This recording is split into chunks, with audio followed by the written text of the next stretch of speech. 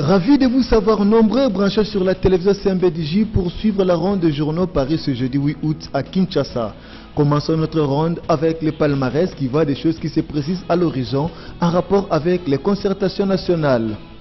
Après évaluation de tous les aspects logistiques et financiers, le président de ce forum national a arrêté le budget de concertation à 5 millions de dollars américains et attend le rendre public très bientôt. Dans l'entretemps, ce journal signale que Kengo et Minaku traversent aujourd'hui le fleuve pour Brazzaville en vue de rencontrer le président Denis Sassou Nguesso.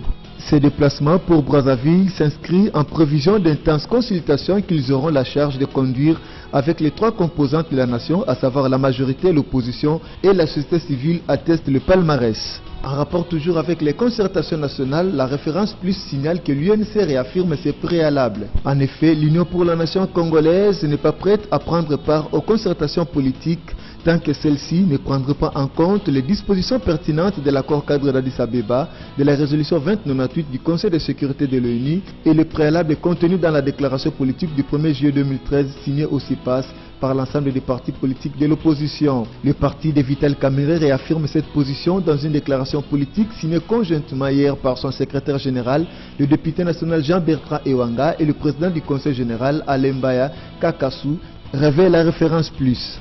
Pour sa part, la tempête des tropiques analysant la situation du moment estime que le président des concertations nationales serait déjà en difficulté. En effet, la désignation du membre du secrétariat technique pose problème tant il est connu de plusieurs personnes qu'aucune des composantes n'a transmis le nom de ses représentants à cet organe, écrit la tempête des tropiques. En réalité, après la rencontre de deux coprésidents, Léo Kengwa Dondo a convié les hommes des médias à faire preuve de patience, le temps pour le président de mettre la dernière main sur le rapport de la dite réunion qui sera publié aujourd'hui mercredi. Nous n'allons pas vous livrer un rapport séquentiel de la réunion, attendez qu'on puisse faire les arrangements, a-t-il martelé. Question qui laisse dire à la tempête des tropiques que le présidium serait déjà en difficulté. De son côté, le phare coupe court et atteste carrément que les concertations ont du plomb dans l'aile. C'est donc une levée de boucliers au sein de l'opposition depuis la sortie médiatique jumelée Kengo Minaku du lundi 5 août 2013 en rapport avec la définition des 5 thématiques, la nomination imminente des membres du secrétariat technique et du budget de concertation nationale. Toutes les formations et plateformes politiques de l'opposition dénoncent la décision unilatérale du président de ce forum portant sur les matières à débattre et les animateurs de son secrétariat.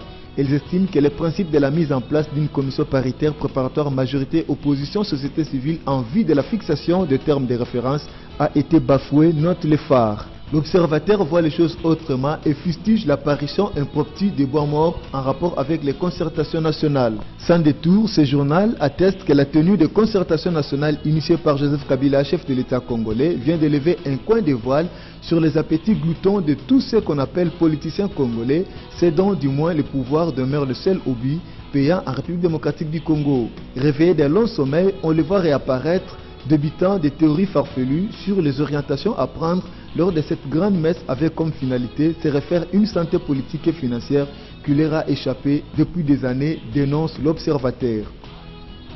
C'est tout pour aujourd'hui, à la prochaine.